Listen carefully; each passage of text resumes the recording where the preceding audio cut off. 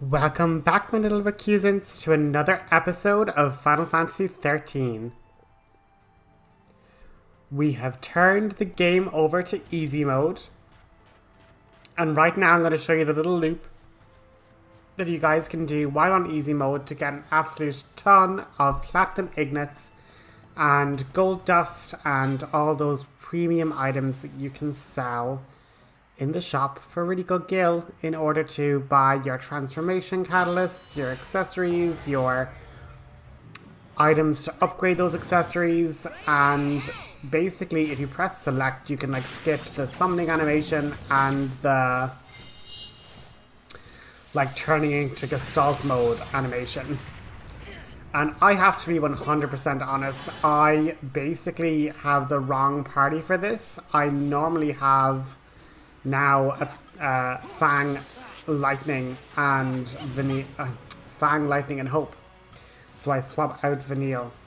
And there's ways to make this go a lot better. So namely, if you just go straight for all slows with Fang, because Lightning will prioritize in this order D-Protect and D-Shell.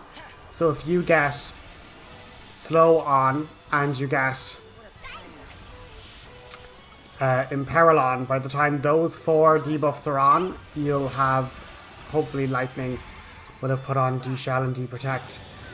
Typically as well then, we basically go on to triple Disaster, so triple Rav, getting it to around 700, and then we move to Lightning and Fang, both as commandos, for that last little stint. And basically, with all of that damage, you're able to take down and put down the Adamantoise in, one cycle with that high wind. But in the endeavor that you don't, you are able to basically take down the legs, and you're able to survive the stomps with a lot better resistance when you have triple Sentinel for the Tortoise paradigm. Now, another thing that you really want to do is make sure that your Protectras are being kept on. So getting Protect and Shell up, and then Vanille, the only positive with Vanille is that she does have Protectra, so she can kind of help with that, but I found it's better to just have Lightning on board so you get that entire summon rotation done lickety-split. But the good thing about the legs is if you can actually just get them staggered and with D-Protect on them, Fang can just high wind them dead. So as you can see here, we're going to try and again manually put in your debuffs. If Fang had 5 straight D-Protects in a row, she would have gotten D-Protect on, and then one of the legs would have been KO'd, But once the stagger is there, its weakness to physical attacks really does go okay. Now with Quake, you're going to need to put on triple Tortoise, or triple Sentinel for the Tortoise paradigm, because you will not survive it. But as you can see, High Wind took out one of the legs, and we're just going to have to re-stagger that other leg, even with the High Wind, since it doesn't have D-Protect. It won't work, unfortunately. And what's funny is that while it's on easy mode, one, you're surviving these a lot better, but also the other side of it is the target time gets raised so much that even when this is a complete blunder, it takes like 4 or 5 minutes to do, you're going to get 5 stars and going to get your platinum ignits. It's really rare that you don't get an item drop on easy mode. And realistically, I could have just started attacking with Relentless Assault, but again, once you have him fall down, you just put back on Bravera and Phaethra on Fang, and well, in this case Lightning, but she's not here. But yeah, once you've Bravera and Phaethra on, they can basically do tons of damage while they're building the stagger, and then do loads of damage for the commandoing.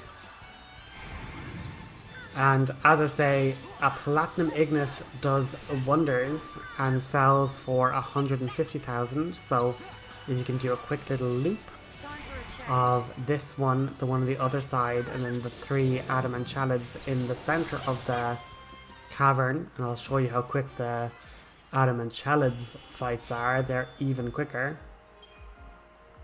And another platinum ignet there. So if you just run around this corner, you can fight those 3 adamant chalids and then the other adamant tortoise, and they give lots of experience as well. So as I say, by the time we pop back after we do basically a bunch of Titan's trials and whatnot, one thing to warn about though, when you're on easy mode, the enemies cannot drop rare items, which means when we're doing our farm, which means we do that exact same fight that I showed you with the adamant tortoise, but you need to be doing it on normal mode to be able to unlock trapsahedrons, which we're going to need 6 of in order to get our 6 ultimate weapons for the item hunter trophy. But, and I'll preface this again, you are able to jump with the characters up along that little pillar to the right. You do not need a chocobo to get up here, as I erroneously thought. But if you progress a bit further, so now that we've taken care of that red Cieth Stone, we're able to enter a place called the Titan's Trials, and these are basically a collection of Cieth Stone missions that we have to go through in sequence to reach a final tier, very tough boss. And the rewards you get for beating them are quite epic. So even if you know, weren't trying to get every accessory and weren't trying to get every weapon and weren't trying to get every Cieth Stone, these could be really useful for people even in chapter 11 to kind of go and just check these ones out and see what they are. But there's going to be actually a little cutscene. A cutscene in... I know this was technically because it doesn't belong in the post-game, but cutscenes in post-games are rare, because typically it's like, well, the story's all done, there's nothing else to show you, but we get a cutscene with the Titan Fal'Cie. Look, that's Titan! Does a thing that size even eat? You name it. He's a biogenitor. Chews up one species and spits out another. It talks? The struggles of the frail and feeble end in loss. But to your life, waters quicken the seeds of new. What's it saying? The weak don't even deserve to live? Well, last I checked, we're not exactly weak, are we?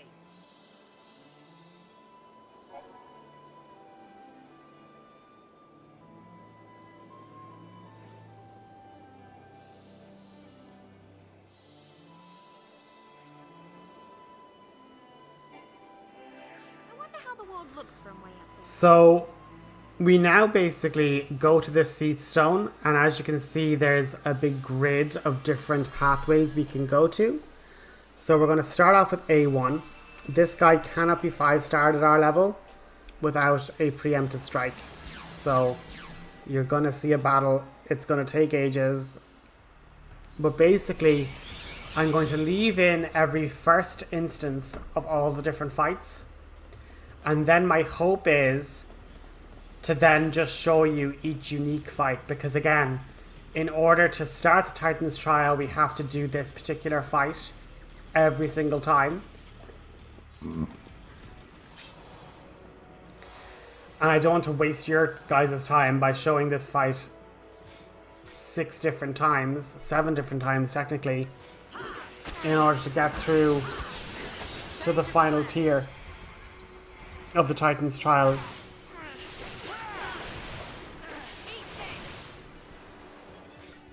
So you're going to see this one now.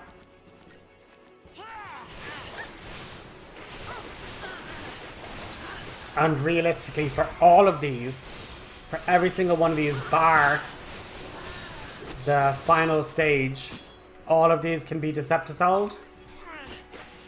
And 9 times out of 10, if you are struggling... Oh yeah, and I left it on easy mode. I kind of forgot to turn it off. So I will be turning it off for all the other ones, but this also goes to show you that you can also just get by tough Cieth Stone missions by putting them onto easy mode. There is like no shame in that. But I will be redoing all of these, or at least that one I will be redoing on normal mode with the Deceptisol. But basically, for this round, I'm going to be going diagonal. So it's like the very, very top left of the triangle, following that horizontally. And then I'll be going basically parallel again. So moving up that way and then one over to the right there. So it'll make sense because I'll leave in the preamble before each Cieth Stone so you can kind of see which ones I'm doing. But I'm kind of going like in horizontal lines along the way. What's super nice as well is that these particular areas have treasure chests and in some cases have accessories that we need to find. And like they'll never not be the same, you know? So if you're going through this area for the second challenge, it'll always be the exact same every single time you go through it. And again, these are just showing you the new types of goblins that are here. So really heavily defensive until you stagger them.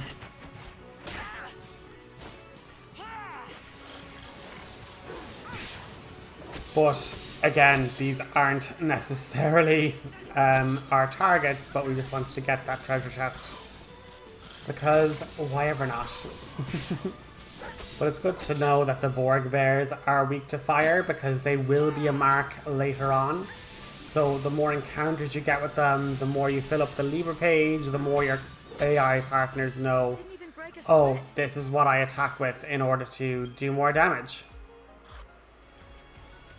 We were after getting a nice pinch of gold dust, so a lot more money there. And realistically, I'll show you when we kind of get to the episode because I kind of filmed these batches of the Fault Warrens, which is our Titan's trial area. I filmed all of these in kind of one big sitting.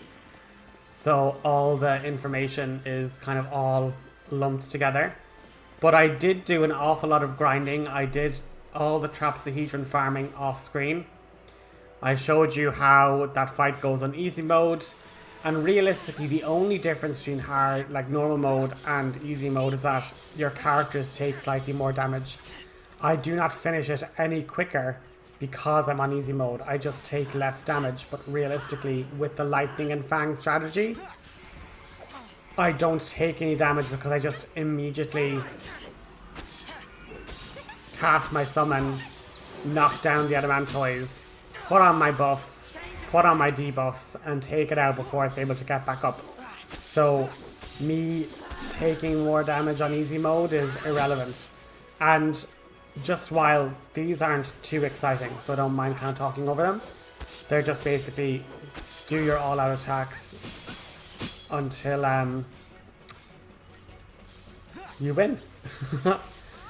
But the only risk with these guys is that they can put on our attack cancelling statuses. So having items that can cure that, or just having that particular pain and fog debuff resistance means at least you can keep on attacking through this fight. And realistically, as I say, if you're not seeing a 5-star here, you will 5-star it if you Deceptisol. And that's really all I have to say on, you know, if you're looking to see 5 stars, it's literally have these stats, play along, get to this level, and then just use a Deceptisol for these particular ones. You know, the fact that they can be snuck up on and given that preemptive strike just means they're going to be debilitated, they're going to be launched, they're not going to be doing any damage, they're going to be taking tons more damage. So, yeah. I'm not going to like be putting another video up for that 5-star. Even with that terrible situation with the pain and the fog, like, you know, a preemptive strike would make that an easy 5 stars, 100%.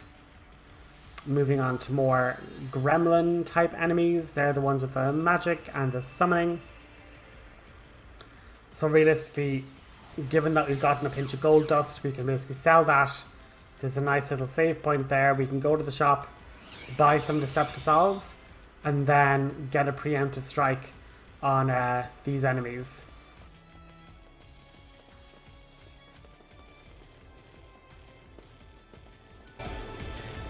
So again, super handy that we're able to get Deceptisols from the shop. And realistically, I did an awful lot of the Trapezohedron grinding off screen, as I mentioned already. So I'm literally going to be loading in one of the episodes with, here's all 6 characters, here are all 6 characters' ultimate weapons. And I also did an awful lot of Platinum Ignet selling in order to get a stockpile of like 20 Deceptisols. So I can, you know, in my own time, just come back to any of the 5 stars that I don't have and 5-star them. But any new ones, like any new ones that I haven't challenged yet, I will happily go through those and put up the 5-star version of that. But as you can see, once you have a Deceptisol and a preemptive strike, when you're able to do that, you will just 5-star. You're getting a bonus for the initiative bonus of getting a preemptive strike, and you're just doing so much more damage so much more quickly. There's no way you're not getting a 5-star. And I would also argue the one other thing you can do, if all else fails, when we complete all of these Cieth Stones, we get a trophy. Like, completing all the Cieth Stones gets you basically a ton of different trophies and achievements, right? But if we go to that final Cieth Stone mission and win, the accessory is the gold watch, this fabled gold watch that I've been ranting about for many an episode. And if all else fails with a particular mission that you're just like, I cannot 5-star it, the simplest thing to do is level up your gold watch to star level, equip it to one of your characters that are going to be in the fight, put on any sort of sol that you can get your hands on, whether it be, you know, Fortisol for your defensive buffs, Agisol for your aggressive buffs, Deceptisol if you're able to Deceptisol it. And with the gold watch equipped, you really shouldn't be struggling to get 5 stars. And that's really all I can kind of say. There is one Titan's Trial. Okay, there is one Titan's Trial that I will show because he's undeceptisolable. And I do a really poor job of attempting him because I was like, oh, I'll just use Vanille's Death Spell and give that a go. And what I'll say as well, just on these Titan Trials ones, for ones that are particularly late, like they're late in the series of Titan's Trials, like the ones at the very end, for example, you can just save there, and then if you don't get a 5-star, you can just reset the game, reload from that save point where you're actually just before that final boss, and just try a different strategy. But yeah, as you can see here, even with these Tonberries, if you can do something like Eroga or like Hope's Last Resort there, you're able to get multiple targets completely staggered. And once that happens, even with the Tonberries that have such high staggered thresholds, you can see there, Fang is able to take out 2 of them really quickly. And now we just have 1 left, and I'm kind of like, okay, what exactly can we debuff this guy with? And so, since we can debuff them by quite a lot, I kind of go, okay, let's just fill him with a bunch of debuffs, and I can keep continuing to build his chain gauge there. But once we get, come on, de-shell and de-protect, come on. And now that that's there, we can then hop over to Fang being a commando, and then with us skyrocketing that chain gauge, we don't even need to stagger the Tonberry. But just the fact that we got 1, the preemptive bonus, and 2, the fact that the other 2 Tonberries were defeated super quickly and launched as well, so they couldn't be doing lots of damage to us. Like, we beat that in 1 minute, and the target time was 25 minutes. I don't know what sort of secret thing the Tonberries must do if you leave them alive for too long, but that's longer than the Neochu that we fought over beyond from the Herba Cieth Stone. But as you can see here, we have Neochu again, this time without the little seedlings, so it's slightly easier than the one that we were forced into. But for now anyway, we're going to be using that exact same strategy.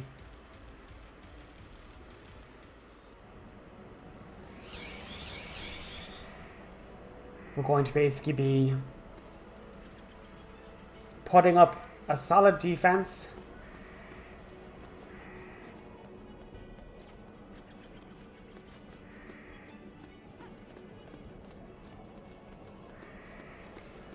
So this is basically what it will look like before every single other final tier Titans trial. You're going to have basically a save point, which is where I was saying if you don't get the 5 stars, there's no need to run through the entire gauntlet again. Just save there, reload, and try kind of a different strategy.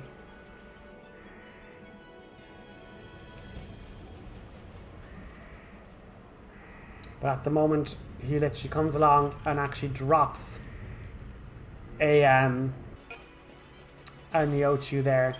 And basically, guys, I ended up not not doing very well at all. We had quite an instant defeat. But basically, that's a little cutscene. He like drops down the Neochu and then we have to go fight it. But I was there like, oh lord, this is really bad. I'm going to need better accessories. So here's me just rooting through stuff, just being like, where is my damage resist? So I'm like, damage resist 20%, that's not bad. 15% as well. But like, where are my champion belts? General belts, blah blah blah.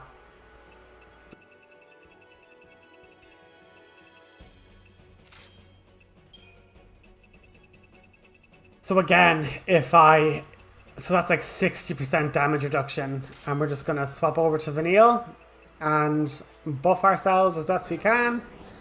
I mean, she's gonna have Protectra and Shalra and all that jazz. And yeah, I skipped this purely because I'm like, you kind of saw it. He just basically puts his hand down and drops an enemy. Now, Vanille has a special accessory that allows her to have vigilance and all these different buffs at the start of the fight. But all we need is for Fang to just get the challenge in. And now that she's there, we're going to just protect her up. And get Hope's Protector on. And now we can start building up the chain gauge and getting Imperil on. And then starting our death chain. If it worked in our Herba mission, it can work here. So, let's start spamming death. And the funniest thing is we've actually like so much more hit points than we did the last time that like really we're able to withstand so much more. And the funnier thing as well is just the fact that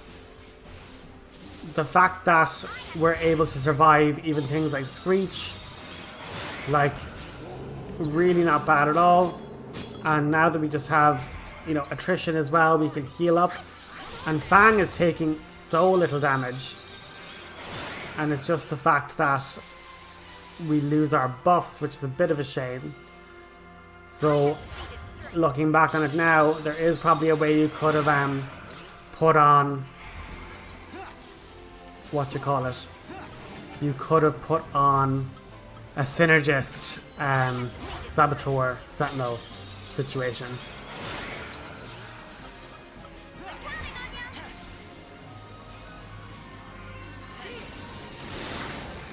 But like right now, we just need our double medics.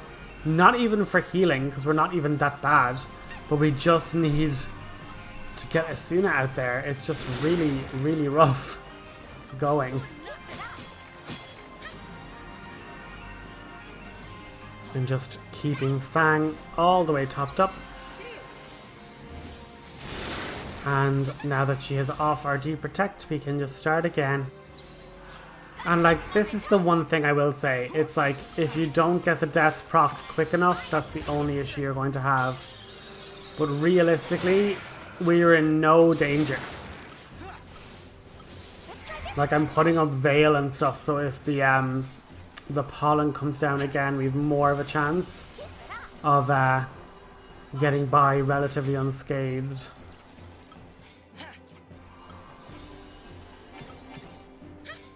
And if you had like a triple sentinel, the Screech would do very little damage as well. But this is my problem. I kind of then just get caught in a little bit of a loop that I don't necessarily need to be getting into, purely because Screech and Pollen just end up destroying any chance of setup that we go for, you know? And at least hope setting up Veil and stuff, so we end up getting a lot less in terms of horrible statuses, so we can start putting that off Fang.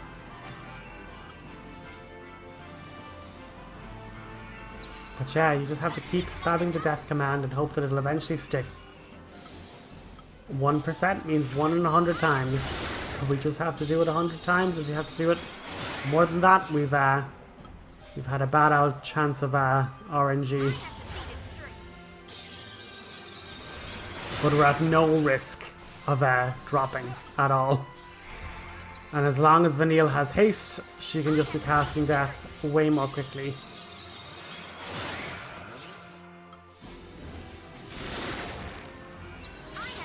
It's a bit boring, but you could be lucky and get this done way quicker than I would. And again, I'm just trying to build the stagger just that little bit, just because the higher the stagger, the more likely death can work as well. So just trying and trying and trying. But that's kind of our first round of the Titans trials. And basically, we got 5 stars. That was brilliant. We got tons of Christian points.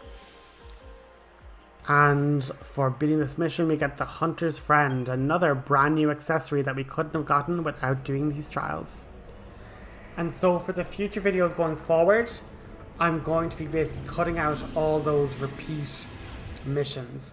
Like if we had to do mission A, B, C, and then we did D, but E was a branching path, I'm just going to skip to when we get to E, the branching path, and what other missions that I didn't go to after that. But yeah, as you can see, you kind of get a list then of what ones you're missing. So we need to go to B2. So I'm going to go B2, C2, D2, E2. That's my path for next episode. So thanks for tuning in. I hope you guys enjoyed. And I will catch you on the next episode. Titans Trial Part 2. Until next time, I hope you guys have an amazing day. Leave a like, leave a comment, and I'll chat to you guys next time. Have a good one.